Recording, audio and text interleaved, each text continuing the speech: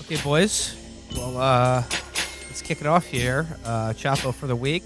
Original three. Me, Matt, and Felix. What's going on, gang?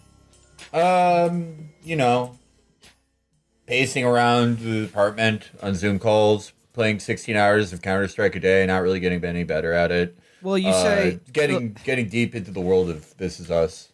Well, Felix, you say apartment though, but like we should probably promote the fact that we are on the Chopid COVID tour right now. We're going state by state, just staying one step ahead of this horrible plague. But we've left New York and we're taking the show on the road. Yeah, that's right. We are right now. We're actually on a cruise. We're traveling. We got, we went to the Six. We went to the Six by party bus because, like, in these grim times, you really have to, like, keep it moving, keep everyone motivated, give people stuff to get excited about. Then we got on a cruise going from Lake Erie all the way to Detroit. That's right, the home of hard rock. I mean, I just think it's important to, like, we're in, obviously, we started out in New York City, which is, like, the hardest hit place in the country right now. But I think it's important to let the rest of the country know, like, sort of what we're facing. But do it, sort of in a face-to-face, road show style context. And these shows are awesome. They're standing room only. It's just fucking awesome to see, like, even with this shit, people are still coming out. They're still vibing. I've seen a lot of people, like, I've seen, like, just the energy at these shows is so good. I've seen people come in, total strangers. They're making out. They're finger blasting each other. And that's really what it's all about at the end of the day. And, you'd think that they would be reticent about jumping into the fondue jacuzzi, but nope, they go right in there. No, that's the reason we got it. We got it because we want to bring people together. It's like Donald Trump and Democrats, they're all trying to tear us apart. They want us to be different. They want us to, like, stay home, feel bad, and we're bringing people together. That's how we're going to beat this thing. Exactly. This is like we've seen so many people take their grandparents to the show. It's so awesome, dude. Dude, it's about community. It's about we're providing a community space to come together all over this great nation of ours, And it's like, I got to say, these venues, they're being super nice with us, man. They'll do anything, honestly, to get some people in the doors today. And we're getting great deals on this.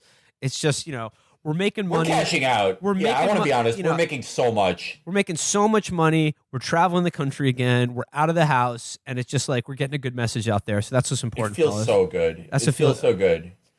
I mean, I personally don't feel all that good. I mean, I have a little bit of a cough at the moment, or have since, the week or so we've been on tour. But other than that, things are going great.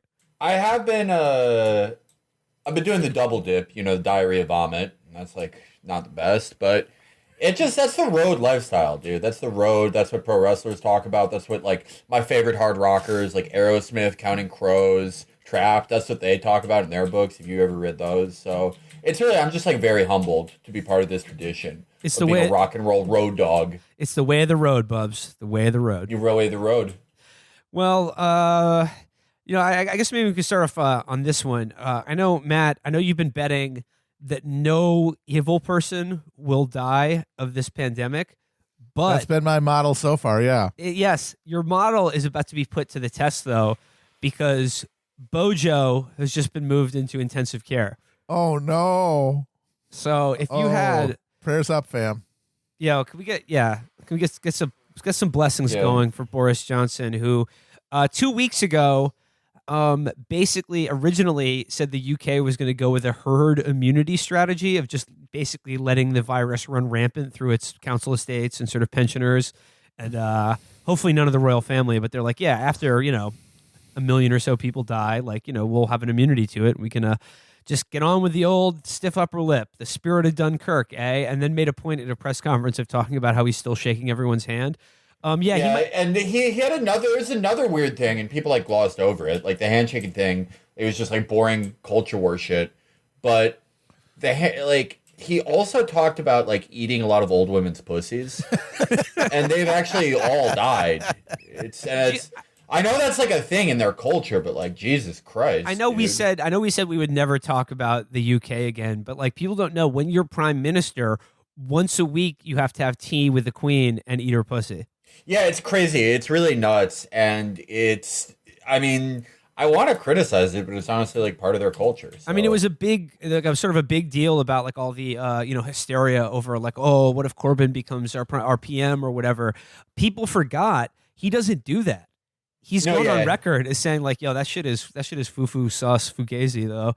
And there's a good chance if he had been prime minister, he wouldn't have eaten the Queen's pussy.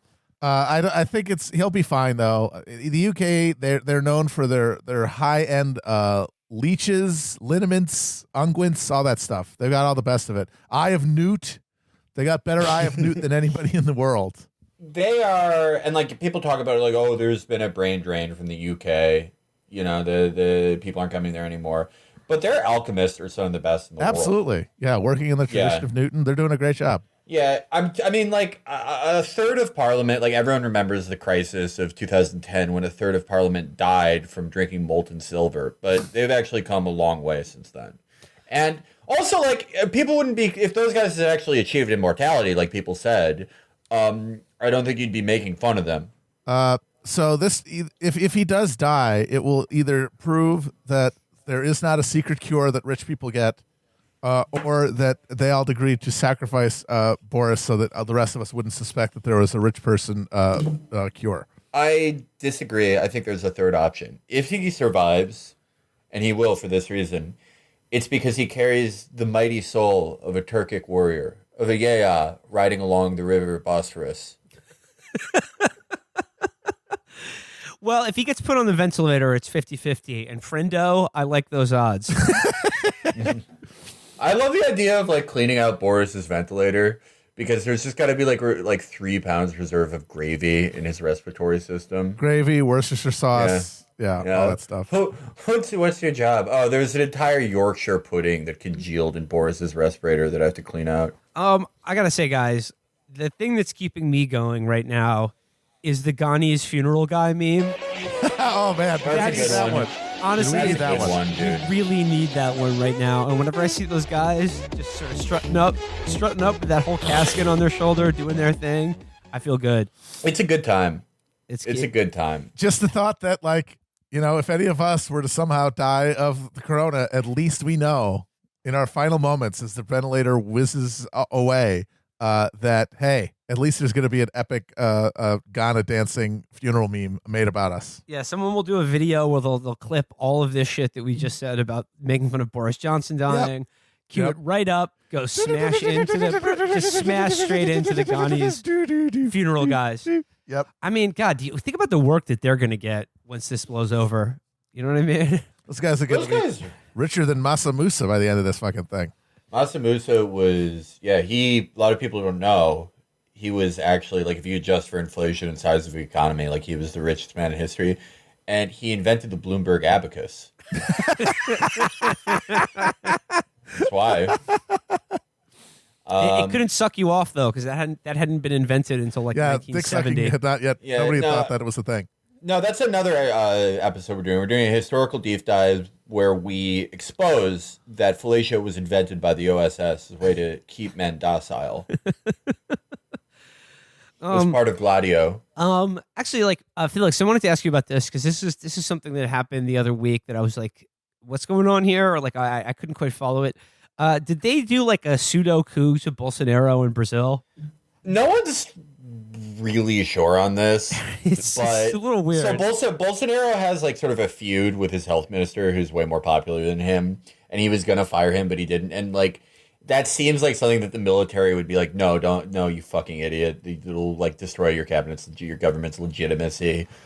But it's also possible that he's just like, oh, he's way more popular than me. But I mean, I could see it. I could see the military being like, you fucked everything up. Like, you have coronavirus. Literally everyone you've ever met in your life has corona. You can't even do a push-up. Like, you're fucked. And that's possible. I mean, the Brazilian military is also incredibly incompetent, but also so is Bolsonaro. So it's a tough nut to crack. I'm going to lean towards yes because it's funnier. And also, like, Matt said this earlier this week, he would welcome just like them deposing him. Like, he's absolutely miserable. The guy used to demand the return of military rule, and now that he's in charge, it's not like he thinks he's doing a good job. No, he'd be like, "Oh, thank God." He's never been unhappier. Like, this is the shittiest time of his life. It's like, like some guy with mirrored sunglasses and epaulets is going to like march him out of the presidential palace to a firing squad, and he's just going to have like a "What Me Worry" shirt on and like a big thumbs up grin. Yeah, he's going to have grin. He's going to wear a shirt with a bullseye on it. Yeah. And yet, those Brazilian military officers will still miss. They will. Yeah, no, they're gonna ricochet 38 bullets and kill like a 7-star general. Bolsonaro, if they did the helicopter flight, first of all, he would try to check in 24 hours before, like it's a JetBlue flight. He'd be so excited. But also, they would somehow like crash the helicopter into a bouncy castle, saving his life. Yeah. Felix, I was going to say, all of them. They would push him out of a helicopter, but like somehow he would just hit a giant trampoline and then just bounce back into the open door of the helicopter, being like, "Hello, it's me." Yeah, he would just be like making that grim Bolsonaro face while bouncing all over the place and be like, "I can't even die right." That's the sound he's making when he makes that fucked up grin. You know what though? Opposite of the soy noise. Yeah, that's true. it's the soy noise, the Trudeau noise. Yeah. The Bolsonaro noise. Just like anguish groan. How pissed are guys like him and Trump that this shit is happening? This is not why they wanted to be presidents or in charge of anything.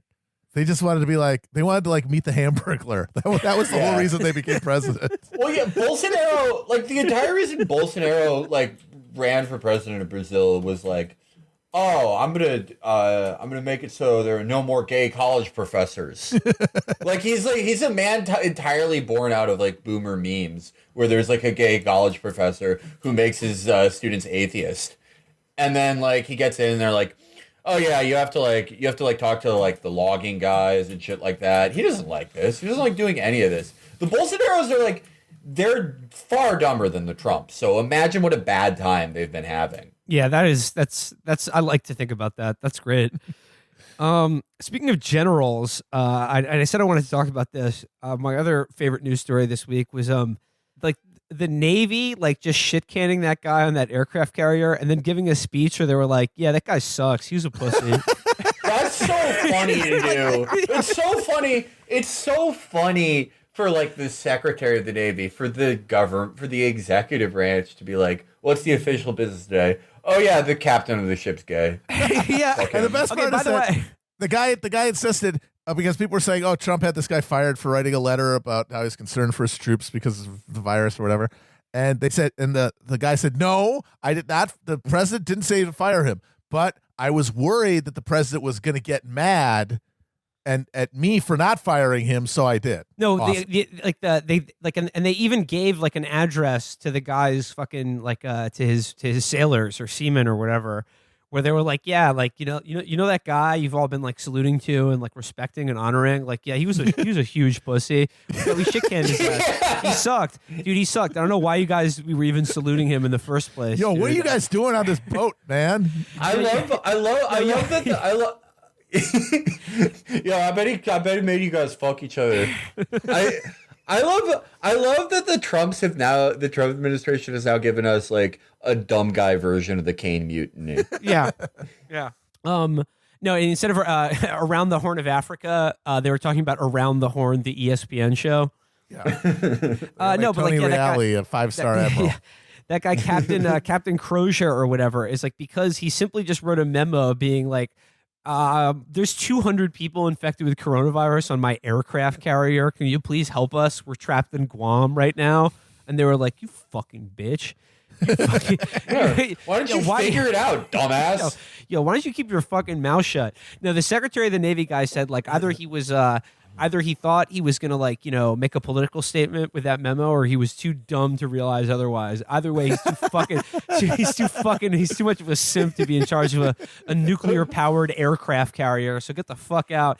And there was even news footage of him like lonely, like just morosely walking down the gangplank by himself, walking off an aircraft carrier of like 20,000 people or whatever. Yeah. And they showed the troops all like clapping and cheering him and everything. And then the guy shows up 2 days later, and he's like, yeah, that guy fucking sucked. That was awesome. That's so awesome to do. It's so, like, they're trying to make a military coup happen against themselves. They see what's happening to Bolsonaro and they're like, can we get this done? Yeah, I would love for some guy in a uniform to tell me that I don't have to look at these fucking charts anymore. That I do not understand at all. He would be so relieved if the military deposed him. Oh my God. So relieved. He wouldn't have to like worry about the stupid election. He wouldn't have to do anything anymore. He would make a deal with the military where like he's allowed to just basically go back to being Donald Trump, but Don Jr. has to face a firing squad. Oh, but he would sell him out in a fucking heartbeat. It's a great deal. It's a great deal, folks. I still have one son. I've got a son-in-law. I've got Jared and Eric and Barron. Yeah. Sometimes you lose some on the way, but it's never your best asset.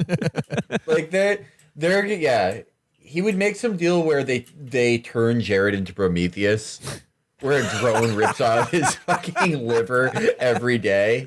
And he's like, sorry, it was, they had me on the ropes, but we made it out, thank God. We all came out of it okay, except for Jared, but you understand, sometimes you got to sacrifice for the deal. And sometimes you got to cut off your weakest link. And then Trump could do the thing that he's always wanted and, like, get Tom Brady to marry Ivanka. Yes. Yes. Absolutely. I feel like you know what Trump's, like, you know what he was going to try to do before this, I bet? He was probably going to try to get Tom Brady back to the Patriots. Yeah. Folks, I got to make him an amazing deal. Talk to my good friend Bob Kraft. Yeah, and then this crap happened. Yeah. He was on the verge of securing a second term. He was going to win Massachusetts, the first Republican since what? Reagan. Yeah, Reagan in 84, yeah. 84, yeah. That was going to be his new deal. Yeah. It was going to be his legacy. The Brady deal. No, yes. Felix, when you said he'll turn Jared into Prometheus, I didn't know that you meant like the Greek myth where like a vulture eats his liver every fucking day. I thought you were talking about the film Prometheus, where he would turn him into one of those sort of navigator aliens or something. That'd be a good job for Jared. Folks, I mean, he's been studying. We're gonna send him to Mars, and he's gonna seed the whole planet with his DNA. We're gonna create new guys in Mars from Jared. I would love to know what Jared's research on COVID is, because I bet it includes like 28 days later. That was amazing. I was thinking about Did you guys see him at the press conference where they asked him like, he's what pretty was good. the deal? And he was just like, well, we were looking to get all the data, and the president was very concerned about data, and he wanted us to look for all the data. And so we had to do data, and we did a lot of data. Point, and I'm very proud of all the data we did. Jared is like, is he even like an actual cabinet appointing? Like, no, he has no job. He just has no official job. Has been given the Middle East, like Israel-Palestine crisis. He's been put in charge of that. He's been put in charge of like economic recovery, and now the global pandemic. Yeah, he's doing a great job at all of those things. Remember when he secured Mideast peace last year? You were too busy vaping your bong to note that he fucking solved the Middle East. Have you seen any wars in the Middle East since then? Yeah, No, I don't think so.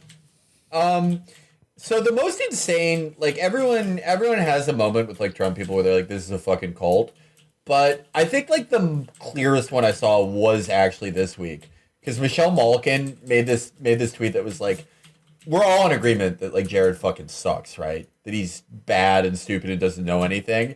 And then all these like, you know, the suburbanite hair, the one shade light brown, one shade blonde. Yeah. I like spend all my free time in Panera hair, and then like brown behind it. Yeah, exactly. Literally thousands of replies that are like, I like Jared. He's doing the impossible right now. Wow, that is more cucked than I thought you could be as a human. Holy shit. That's the most cucked you could be. Like, even the biggest Trump sycophants, like the only people that vibe with Jared, you know what? Actually, now that I think about it, the online pro-Trumpster base, they obviously hate Jared because like they're like edgy, like alt-right or new right people, and they're like, Jared's a fucking globalist, Javanka is a globalist unit. But now that I think about it, all these people replied to Michelle Malkin. They were like just like fucking log-brained suburbanite moms. What if like Trump's base likes Jared? It's very possible. I mean, they're dumb enough. They're dumb enough, and it's like if you're like an idiot suburbanite, and they're like, "Oh, look at this really thin guy in a suit," He's taking care of everything. Yeah, He'd be like, he's Mayor Pete for Trump people. That's oh exactly my God, right. Yeah, that's exactly it. It probably is like the majority opinion in like the actual Trump base, not online. Yeah, the older ones, like, oh, he reminds me of like what I wish my son was like. No, he's right. like, he's like, if you could make my son 1/5 of the width, he would be like Jared.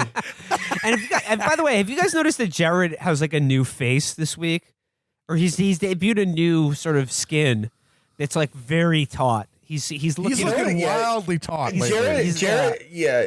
He looks like he's been wearing a really high and tight Ariana Grande ponytail for 25 years approximately. I mean, I know we've ragged on Jared in the past, but like he is, I guess, the U.S. government's point man for our, I guess the federal government's response to a global pandemic that's currently like just raging throughout, like just spreading rapidly in America's population, and seemingly nobody has any idea what to fucking do. And this was a guy who, prior to this gig, his big innovation was like changing the font of the New York Observer to a slightly larger size and then not selling a building on Park Avenue. But then he somehow figured out a way to sell it. So joke's on you for saying he's an idiot for not being able to sell his building. All it took was for his father-in-law to become president, and then all of a sudden Qatar decided that it was a good investment. That's was his genius. That's amazing. So it's a very outdated, poorly ventilated building with really low ceilings that's nonetheless incredibly expensive, but the Qataris just decided, like, nowhere to go but up, huh? Yeah, this is going to be a moneymaker for us. Oh man, in a real country, can you imagine? I know, seriously. If we were not a joke, practical joke country, I would just love that after this, if Jared became like a, he just like sold his like wealth creation system, like on a infomercial, and you buy them, and there's like 60 fucking hours worth of tapes, and it's just him in front of a thing that says, "Have your father-in-law become president of the United States." And it's like he was probably like a few years ago when he was trying to unload this burdensome piece of shit that he bought for no reason. So he was like probably pleading with some Goldman Sachs guy, "How do I get rid of this?" And he's like, "I don't know. Your dad becomes fucking president." Yeah. Wait a minute.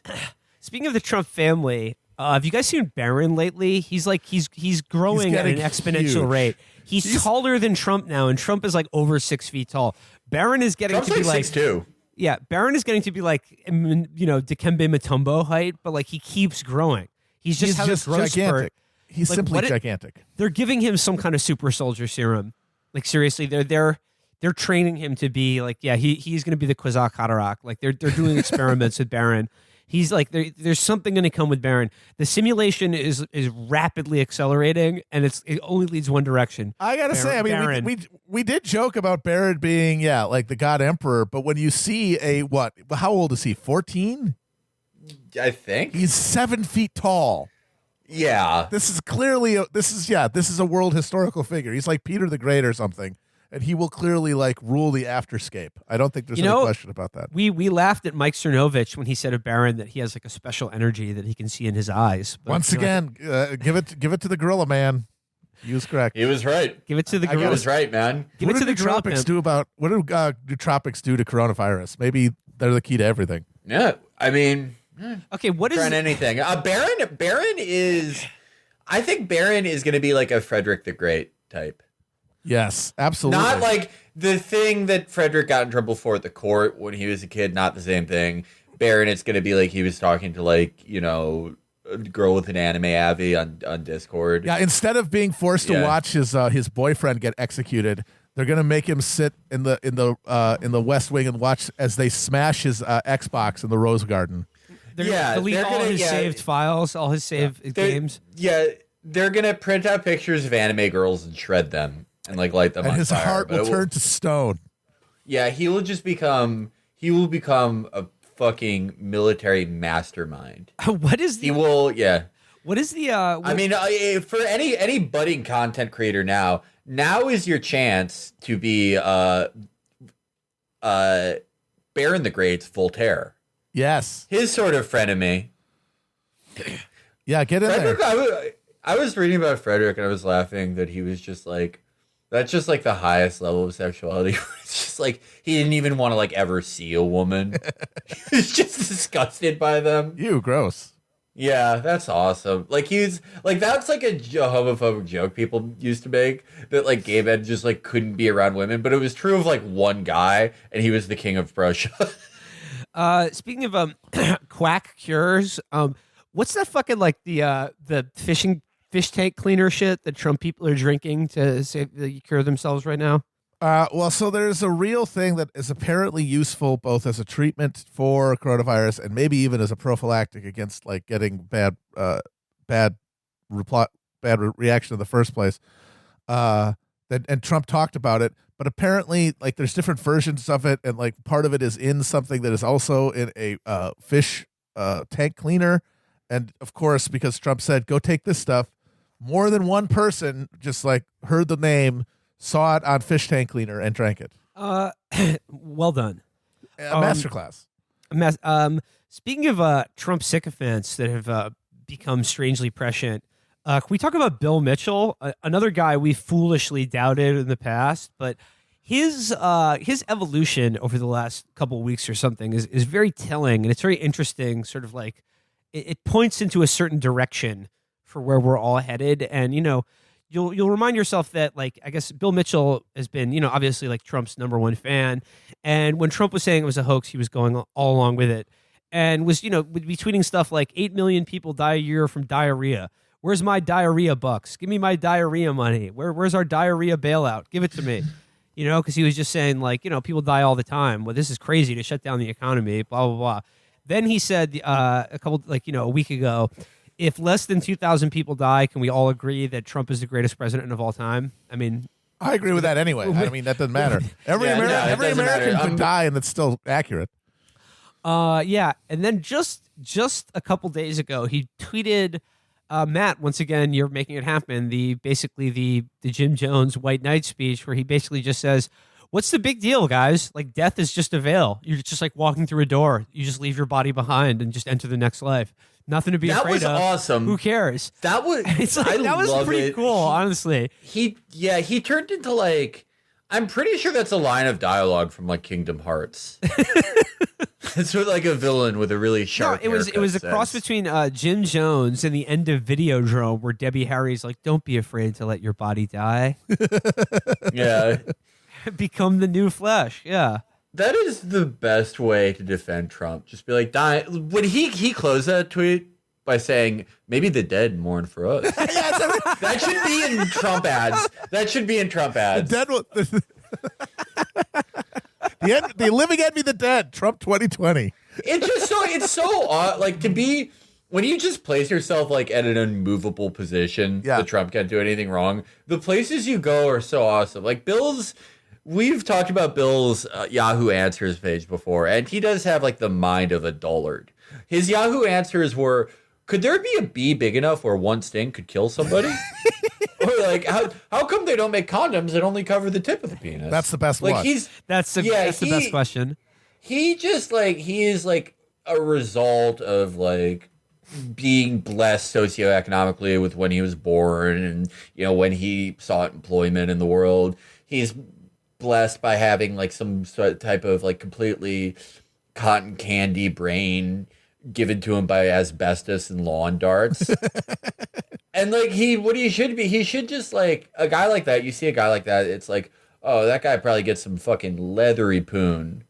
Oh man, he does. He does. He for sure does. He loves a buffet. He goes on some fucking idiotic vacation to like Uncasville, Connecticut, because he says it's better than Vegas every year. Like, he should just be living a pleasant life, but he's just so committed to this. He's like, death is a transitional stage. This world is temporal. You shouldn't cry for the dead. If you truly believe, you will not cry for the dead. They mourn for us.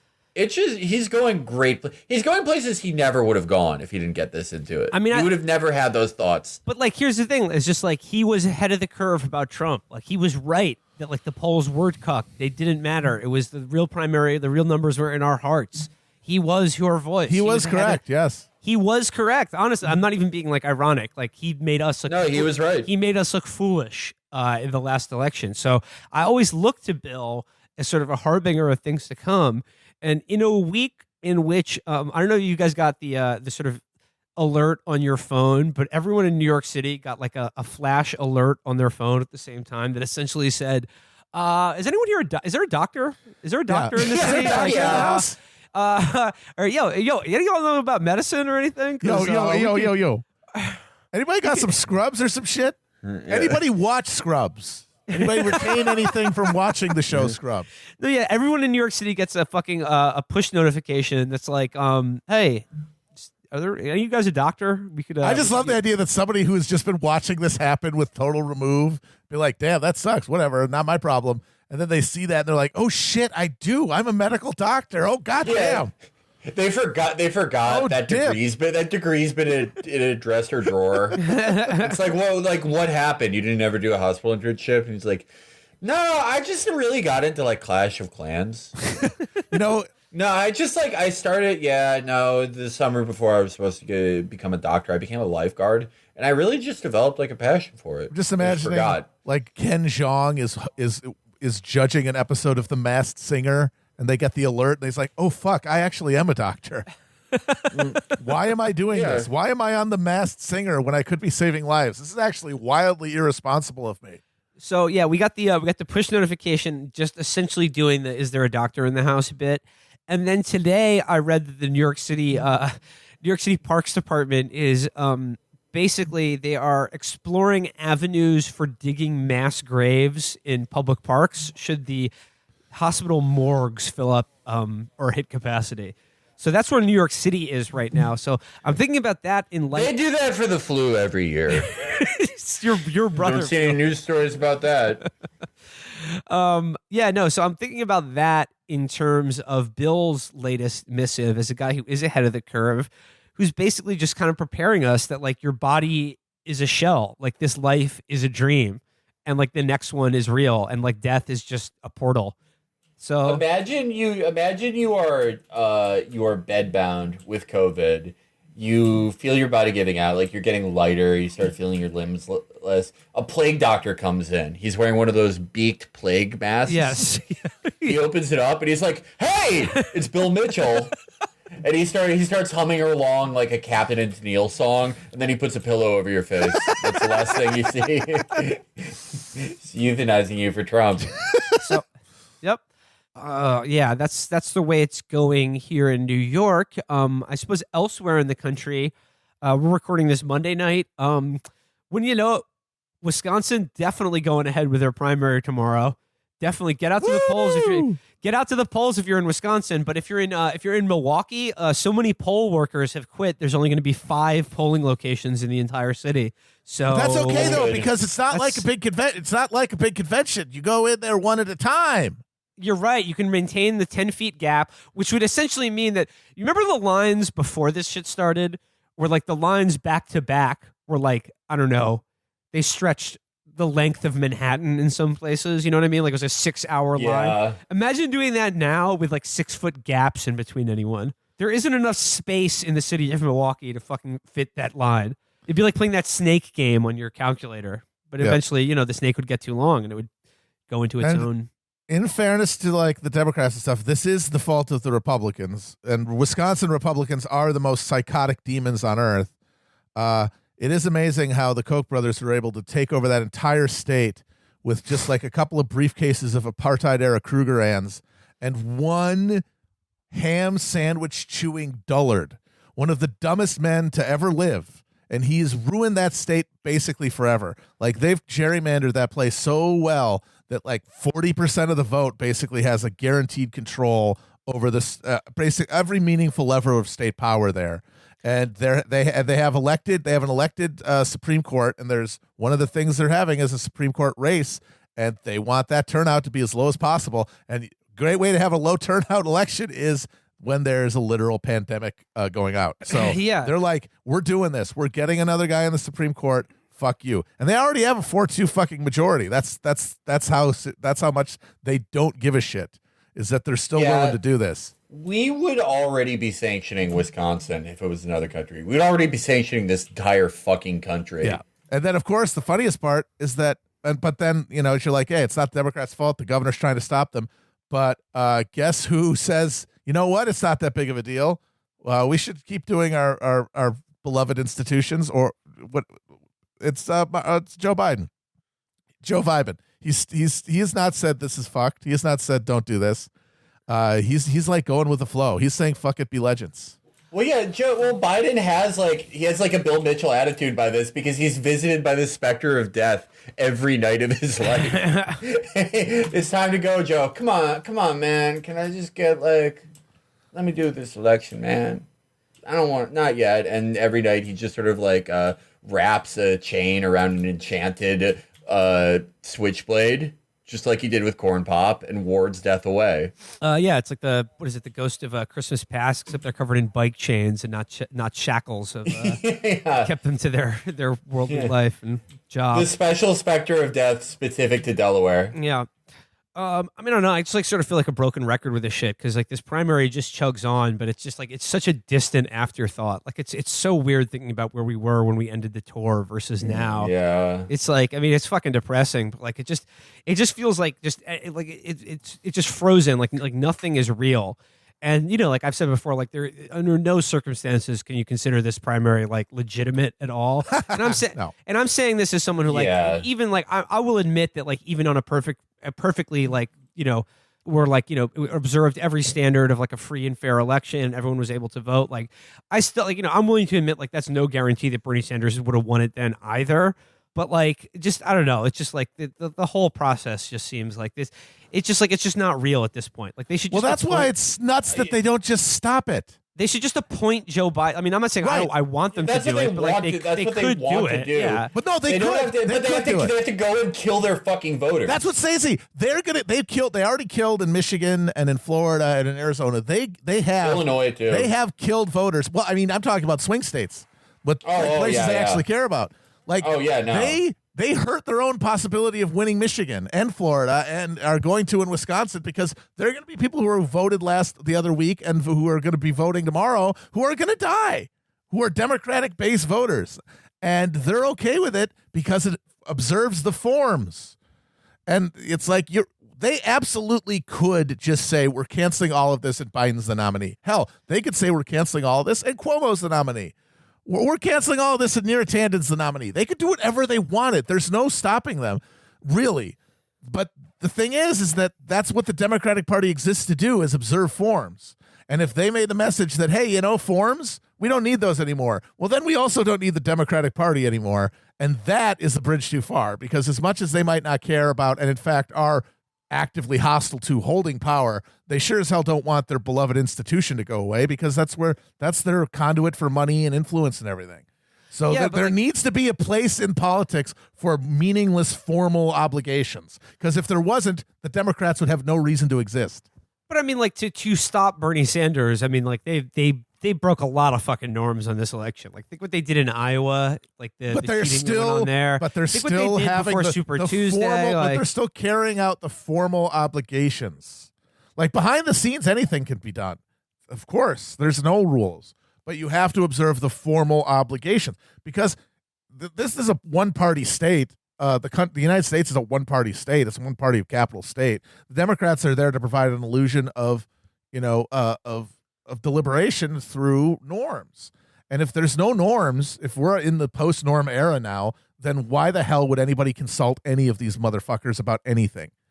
Why would you be in a room with fucking Steny Hoyer if it doesn't matter that you observe norms? So, I mean, obviously they just want Bernie to drop out so they can just, be done with it or whatever. But, he's not doing that. And, God bless him for sticking around. I mean, we need somebody out there talking at a national level about what people need and how this could be different. Were we a, I don't know, barely functional society or state? But like the thing is, it's just like everyone wants him to drop out. I mean, apparently there's some speculation that even some people around him and some allies are getting, basically going to tell him to throw in the towel. I don't know what he's going to do. I don't know how long he's going to hold it out. I would hope he would stick it out as long as possible. I mean, like there are still a lot of people who really are counting on him and who believe in him, even if they have, abandoned the idea that, he's going to get this nomination. But I mean, it just seems to be like there's a growing demand for Bernie Sanders and his campaign and only them to do some sort of searing moral inventory about what went wrong or what they could have done differently. Again, by the way, all these demands are being made by the people who fuck them over in every way possible during the fucking actual campaign. So what do you guys make of that? It is more important than ever in light of how fucked up, how illegitimate so much of this primary is, that you not listen to these people. Yes. These people do not deserve for you to fucking entertain any of the horse shit they say. Nothing they say is based in reality. It, like everything else, it's completely based in like pre-existing idiotic fucking boring grudges they had in media or on Twitter or academia. None of it has any application to what actually happened. And again, even if this was a legitimate affair, it wouldn't either. People just do that anytime they think they can settle some boring fucking score, prove that they were right about like this type of poster, this type of podcast, this type of writer, this type of journalist. It's never someone who actually knows anything about winning anything. And I know that because everyone doing this was for Warren until February, or still is. Yeah. No, I mean, that's what I'm saying. Sure. We can do a fucking, a struggle session about where the campaign went wrong. And there's plenty of things that, one might suggest about, maybe he tried to play nice for too long. Maybe he should have never run as a Democrat to begin with. Maybe he should have been, a lot meaner or nicer or blah, blah, blah, or, made more of an electability argument or like blah, blah, blah. Like all these things are just basically just speculation at this point. Like I could see there's value in some of them, but like none of it really strikes me as any kind of like silver bullet. I mean, I think basically what we're realizing is that like he could have run the most perfect campaign ever, and they never would have worked for him. Basically, not in the Democratic Party. Right. But like what I'm saying is like all of these things are being like most of the people who are demanding it are Elizabeth Warren people, and it's just like where's your fucking searing inventory? Like why? Like your candidate did like exponentially worse than not just Bernie Sanders, but like Amy Klobuchar and Pete Buttigieg. So where did she and you go wrong in this campaign? You got your ass kicked by the mayor of South Bend. You lost the black vote in South Carolina to Pete fucking Buttigieg. If you're gonna give me any fucking advice, it should be over like what type of armoire to buy. Yeah, you're not telling me a fucking thing about this. Yes. Because you don't know fucking shit. I was thinking about big structural Bailey the other day. I often do. I often do it because I was reminded of the picture, the famous picture of the giant balloon, the giant stuff, the inflated Bailey, and Elizabeth Warren going like, it's Bailey, and apparently they would take that thing to shows and stuff, and I just thought about how like. Say you're a regular human being, like a regular, normal person who has, for whom maybe they are aware of politics, maybe they even have political opinions, but who have decided to be normal and not make that like an animating part of their world and their life and their identity. And you're walking by an Elizabeth Warren rally and you see big structural Bailey. What the fuck do you think is going on?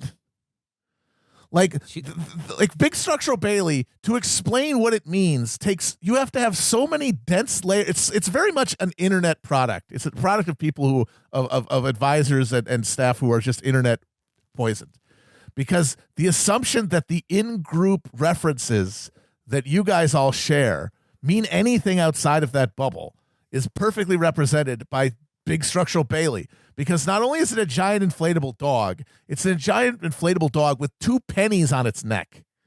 And of course, one of the Warren people will explain to you, well, you see, Bailey is actually the name of the dog that she just got before she ran for president, by the way. And big structural refers to the big structural change that she's promising. And he's big and he's structural, although his structure is literally provided by hot air That's the structure provided. The big fucking structural Bailey is just heated air. And then the two pennies are for the 2-cent wealth tax we're putting on wealth over $10 million. How far do you get in that conversation before the person walks away? Yeah, well, I mean, true to form, so much of the Warren campaign, so much of its presence and outreach had the vibe of theater kids that have 1,000 in-jokes that they think are funny because they make each other laugh. Yeah. And of course, people would be like, "Oh, Chapo, you scumbags! You guys are the kings of internet self-referentiality." It's like, yes, but there was no big structural Bernie that people brought around to the fucking Bernie rallies or any of that bullshit. People were not displaying the baseball crankhead.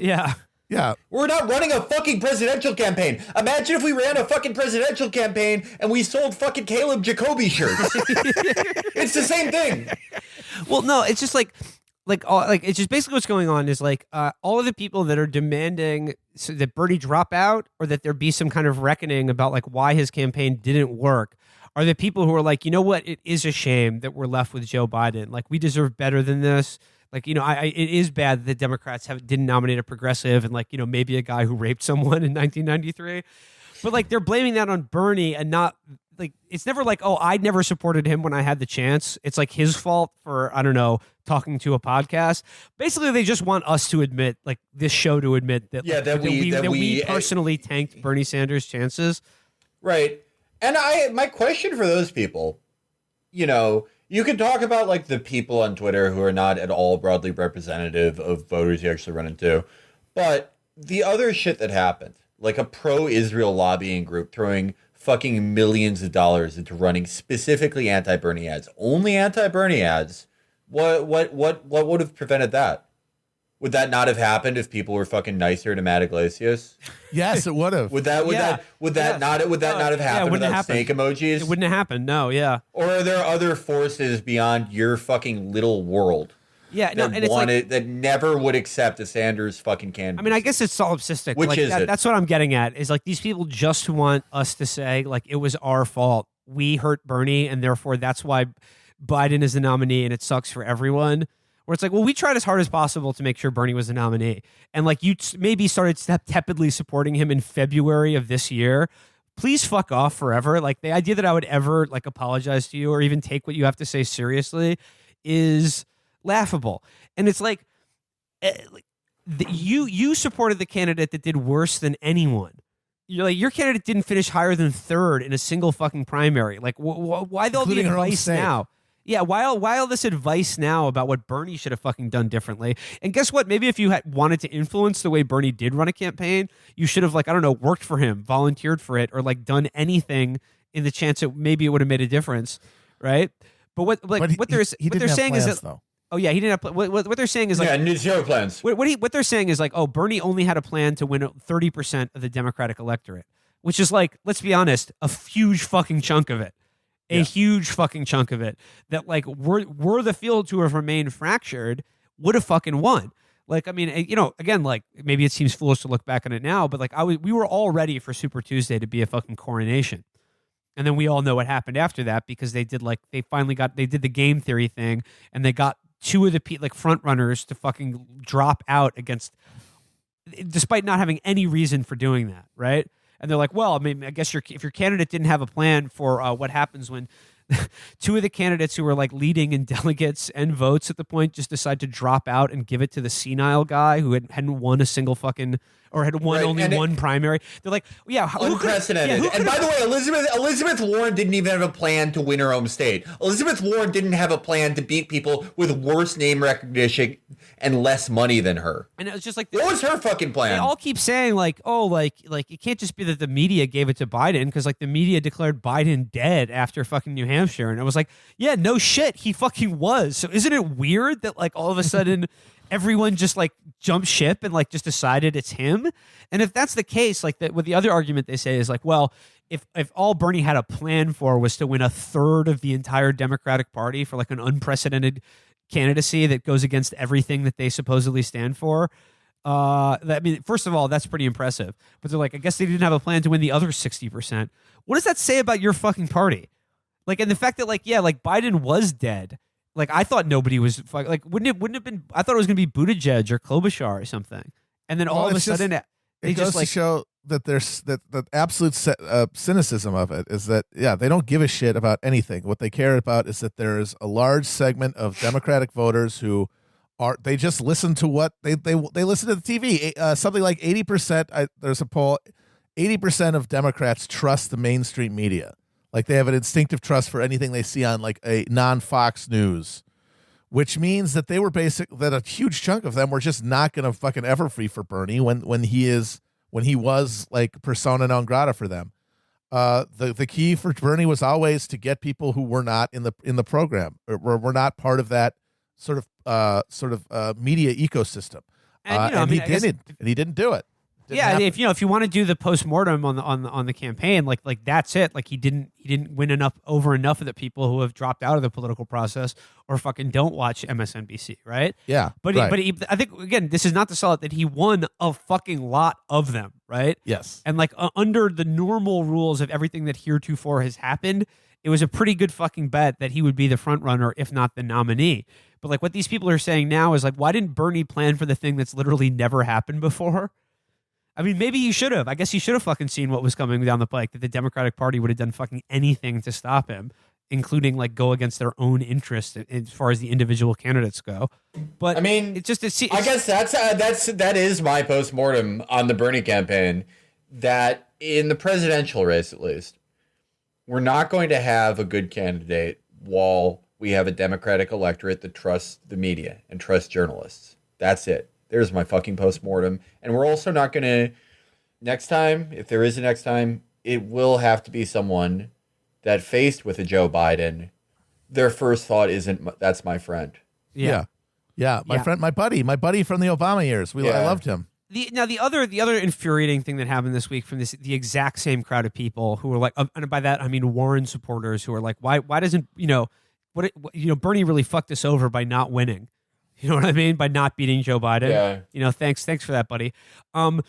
They're all fucking angry again because Joe Rogan came out this week and said, yeah, I'll probably vote for Trump over Biden, but I would have voted for Bernie. And they're like, this is what we told you all along. Why does it, Bernie should have denounced this guy. And it's like, this is what we told you all along. This is why Bernie was the candidate that should have been the fucking nominee, because he's the only guy that would get people who definitely would vote for Bernie but wouldn't vote for Biden or might vote for the fucking Republican.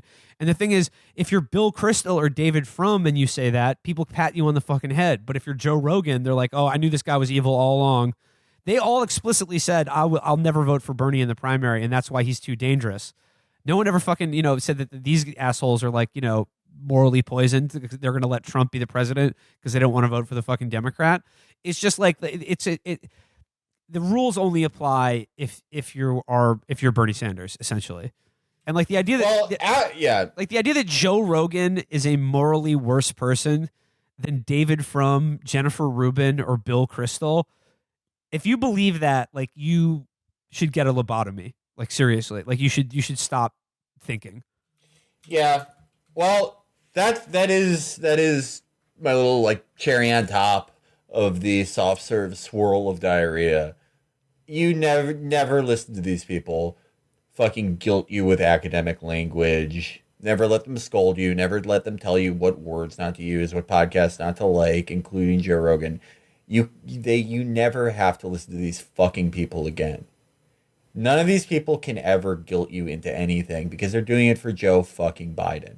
Honestly, that is the ultimate apocalyptic, like, revelatory moment here, is that all of this energy, all of these collected words said and published in defense of this vision of the Democratic Party as the place for the hopes and dreams of the marginalized in this culture, specifically racially, race and gender and sexuality, and that Bernie's chief sin for all of his other.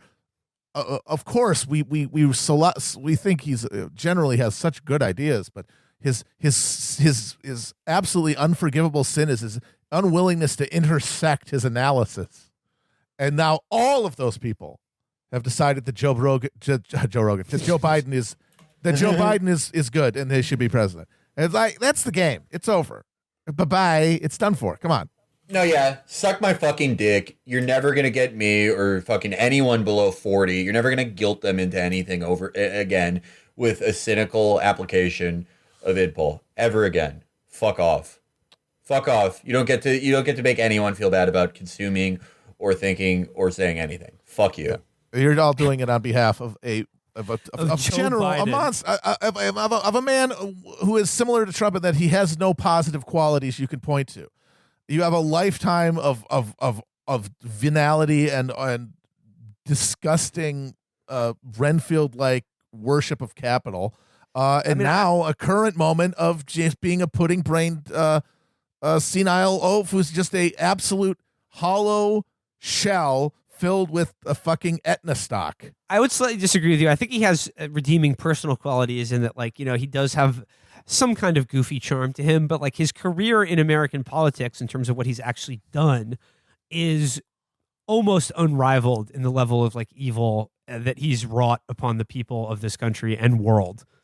Like, it's just, if there is anything bad in your life or like in American government or politics, like he had a hand in it for sure. Almost all of it. And like, and much of it is like actually specifically like explicitly like racist in its application and intent. But he's good now, though. Yeah, those years under Obama, it's like in the movie when the old racist, he has to like work with the black guy, and then at the end of the movie, he's like, you know what, you're not so bad. That was him. It's like 48 hours. Yeah. But here's the thing, though. He's Nick Nolte. Yeah, he's Nick Nolte in 48 hours. Yeah. Here's the thing, though. Like, I mean, we've talked about this, and like, I know, I guess like by if like a sort of in a literary sense, or like if going by your gut, it seems like Trump is going to win re-election, like despite having no reason whatsoever. If there's going to be one, if there is even going to be an election, right? But here's the thing. We should not give short shrift to the idea that like Joe Biden could get elected president in 2020. Oh, for sure. No, he absolutely could. And that's the. And you know what? That is like we talked about in 2016, like what the funniest outcome would be. Like we were like, oh, Hillary being president is the funniest outcome. Joe Biden being president would be the funniest outcome. No question of this election, without a doubt. And that's the number one reason I think it's possible more than anything else is how funny it would be. No, yeah. If that's how you read the world. And there's at least a 50% shot. I mean, you know what's even funnier? Our queen, Dr. Jill Biden, her in a role as Edith Wilson. Well, I mean, obviously that's her whole Edith Wilson. That's her whole plan, because if she really cared for him, she wouldn't have let this happen. No, she clearly just using him as a vessel for her own power. I mean, maybe she just like, you know what? We would go to the White House for receptions, and those drapes just drove me crazy. I got to get in there and change them. Or, she wants to wield power behind the scenes. Like, think how bad Joe Biden is right now. And by bad, I mean, like, just his, like, inability to speak, finish sentences. Like, his mental and, like, physical capacity right now. Because, like, he's gotten worse dramatically just in the last couple weeks. Like, every one of those, like, internet videos he does or interviews have just gotten like, and we've made fun of him for a long time for being fucking pudding brained and like fucking just rambling like incoherent gibberish, but like he's gotten worse. Think about him being president and where that's going to go. It will. I mean, it may. I think it will. There's a possibility, scientifically speaking, that he recovers lost synapses and brain cells. It'll be like the duty of being president repairs his brain. It restores the moldy birch. They're going to give him the drugs that they gave Jeremy Renner in the Bourne movie. The chems. They're going to give him the chems. Oh, man. Yeah. Just, President Joe. And that'll be great because, like, all the Democrats will be happy. Like, they will have proven conclusively that, like, our show has, no actual power or sway. Haha. But they get to have Joe Biden as president. And, like, think how cool that'll be for everyone. I think the good news is that if there is any, is that especially if you look at shit like what the court is doing with the Wisconsin and both the state Supreme Court in Wisconsin, but also our U.S. Supreme Court, because they also made a ruling that's going to invalidate thousands and thousands of mail-in ballots in Wisconsin because they don't have postmarks on them, which is literally rewriting state law in Wisconsin on the fly, just because that's the result that leads to fewer votes. I mean, that was That's the degree of legal thinking that went into that decision. Meaning that politics, I mean, between the disaster capitalism we're seeing and the court ruling, like, there's no more politics as we understood them. I mean, to the degree to they were ever real is debatable, but now we know that, like, you know, the veils are falling away. And if we want anything out of this disaster other than, you know, absolute death and penury, we're going to have to assert it on our own terms. We sure shit can't wait for any of these fucking forms to be anything we want to come through the observance of any of these hollow forms. Matt, we were talking with Noah last night. Like, as part of the COVID relief package, they're including a capital gains tax cut. Yes, which to me, that's the most, like, that's what we need, baby. See, it is though, because if you guys don't know, capital gains tax, that's what you pay when you, like, sell stock or something, and it's taxed at a far lower rate than income, hilariously, and they want to tax it at an even lower rate than income. And the thing is that that's the kind of shit you do when you're getting liquid, when you're getting cash assets and getting rid of, like, you know, your speculative ones, which. That's a perfect thing to do. That's a perfect goal to set if you're looking to, you know, if things we get out of this okay, and we still have intact economic supply chains and political and economic and social structures. Shit, you can use all that liquid capital to just buy up all the distressed and empty property that there's going to be. All those former small businesses that all went under, you could just buy them up, conversely, if things go really bad, you can use all that liquid asset while money still means something to build the Elysium ship and leave Earth. Yeah. Just the height of absurdity right now is, like, you know, I know they ran a whole, like, basically before the pandemic hit, they spent the whole year on the Democratic primary arguing about healthcare, and Biden's thing was that we just need to go back to the ACA, and they're saying, like, right now, oh, like, how dare Trump not reopen the exchanges? Which, like, you know, as long as they're there, he definitely should. Like, so many people are fucking out of work right now.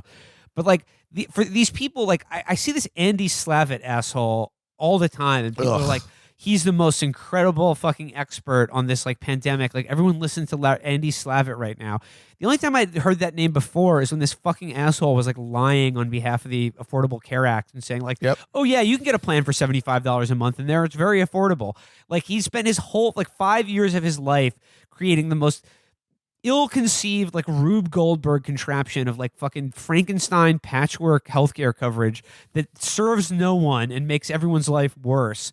And now he's just like, it's a shame we can't go back to that now. It's just like, let's be honest, he didn't wait. Like, those 5 years of his life that they wasted creating the ACA was 5 years that they didn't waste stopping single-payer healthcare from happening. Because that's the only reason these assholes have any job or, like, any vision whatsoever. Their only goal in life is to stop that from happening. And in a world now where, like, they spent a year saying, we can't have Medicare for all because people will lose their employer-backed healthcare, which they all love so much, or people are so afraid of losing their employer-backed healthcare. A study came out today that said that 30 million Americans are going to lose their healthcare at the end of this crisis. These are people who had healthcare through their employer. 10 well, that's why the new thing is Medicare for all, but just for coronavirus. Yeah. If you get coronavirus, you should not go bankrupt treating it. Anything else, go for it. Which really does show you what they're saying is, look, we need to give you as much health care as will stop you from getting us sick. Yeah. I mean, out is going to prison to get health care. In, licking subway poles. But again, like, it goes back to this thing about, like, you know, these smug fucking pricks who are just, like, you know, tutting over Bernie Sanders' like supposed failure or whatever, a failure that they helped, you know, author. So, and then, like, now they're gonna fucking cry over it or, like, ask other people to apologize, right? Which is basically the only thing they're good at. They're just sort of like, well, you know, you can complain that the media helped Joe Biden or, like, you know, everyone just fell in line, but, like, ultimately at the end of the day, it was the Democratic voters and they had their say, and most of them just didn't want Bernie Sanders. And if you're talking about a population of people that, like, vote in Democratic primaries or any primary election, these are essentially, like, I don't mean overwhelmingly so, but, like, you know, the overwhelming character is of people with a stake in the system, people with something to lose, people who are educated, people who follow politics because politics does matter to them because they have like, they have a say in what things happen because they have something to lose or like something to gain from it.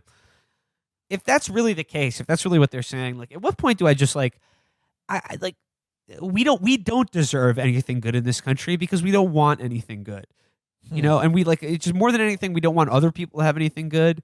But it's just like, how can you, if you didn't understand the need for Medicare for all before, if this doesn't make it clear to you, like, it just, fuck it. Like, it just, the voters are bad. They're bad people. I think more what it does, well, yeah, because voters are more, by and large, people who have invested emotionally in politics. Yeah. And who see politics as a mode of not only spectacle and enjoyment and emotional investment, but also as identity. And that is always a bad thing to do, even if you think it's for the good cause. I mean, it's gonna warp you in ways. And the rest of Americans have just decided that it can't, partially because of exactly who votes and their priorities, have decided that there is no point. And as much as Bernie tried to change that, I don't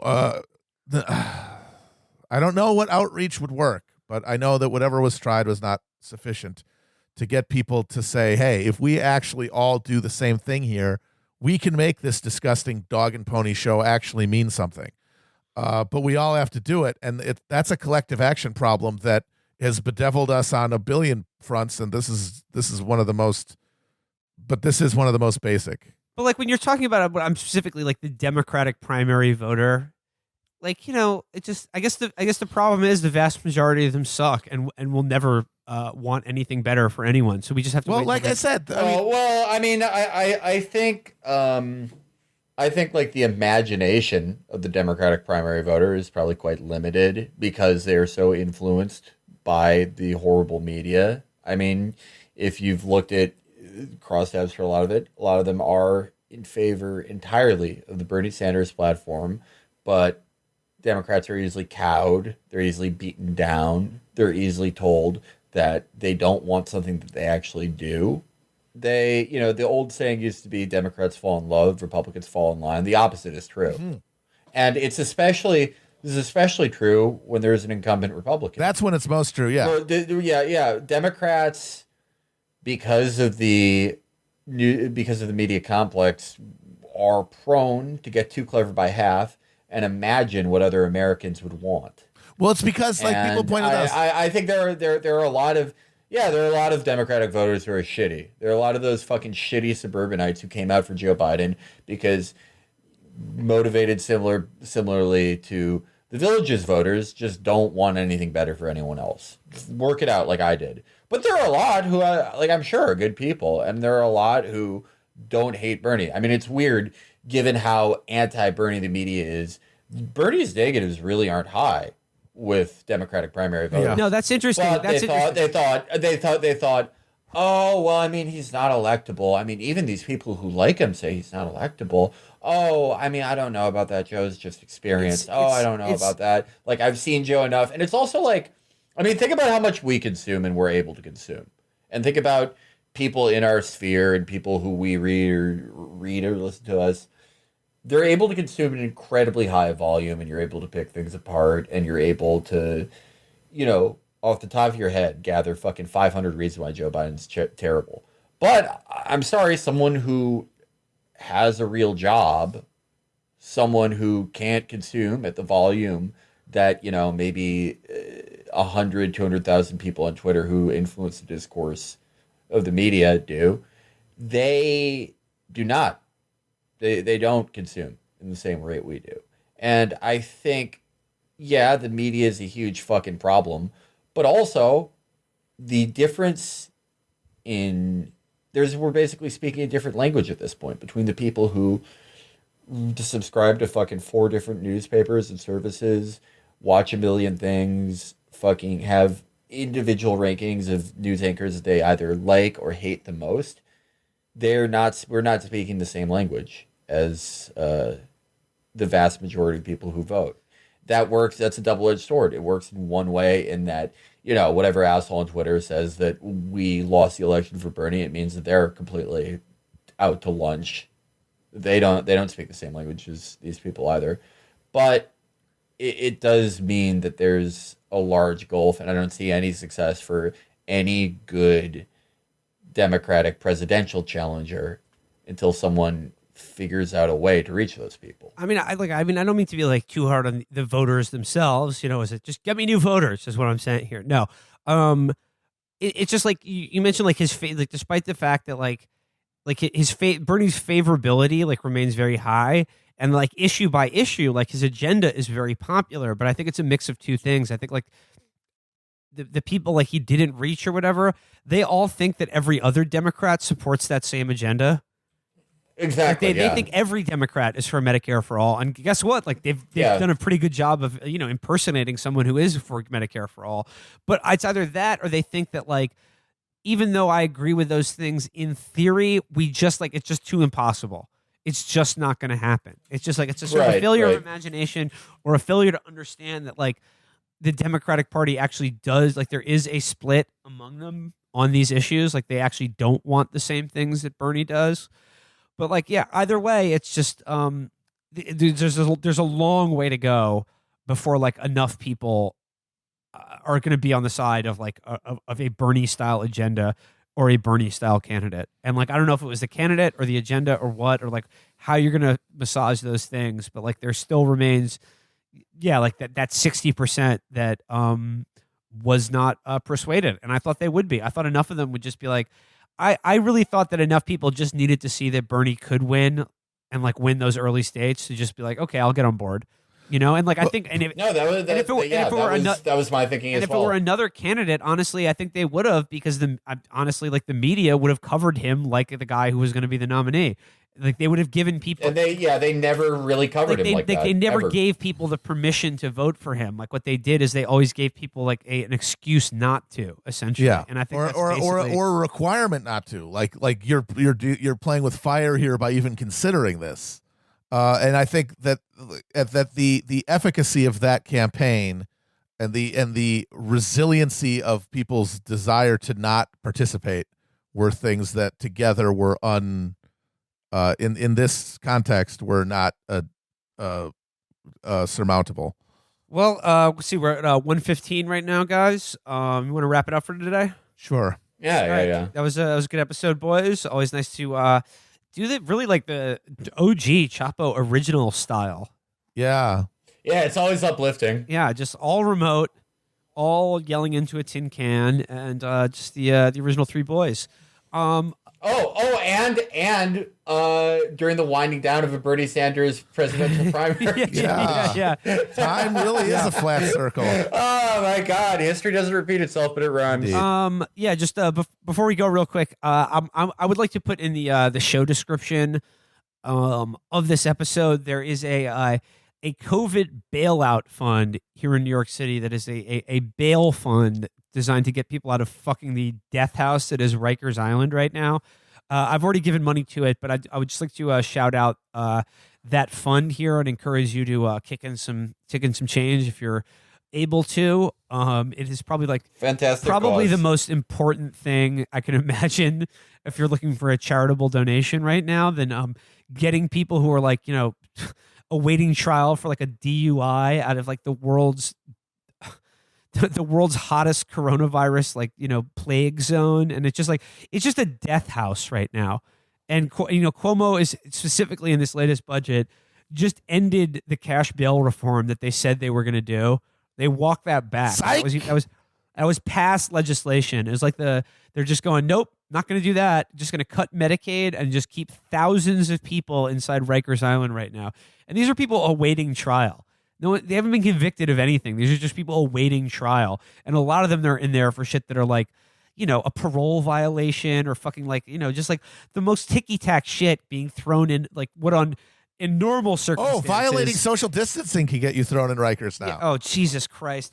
Well, yeah, sort of defeats the purpose. But yeah, like what? I mean, depending on what you think the purpose is. Yeah, well, under normal conditions, Rikers Island is just like an inhuman dungeon of violence and degradation.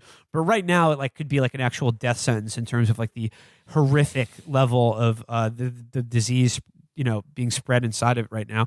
So, COVID bailout fund. I'm going to put a link or some information about that in the show description, and just check it out and give them some money if you can. Maybe get someone out of Rikers and potentially save their life right now. Well, boys, another job well done. We got a bonus episode coming later this week. We're staying real fucking good with content right now, and we are completing the Star Wars prequel trilogy watch along DVD commentary later this week. And we've got just plenty more fun stuff coming. So stay tuned, stay safe, stay healthy, everybody. Till next time, bye, guys. Bye.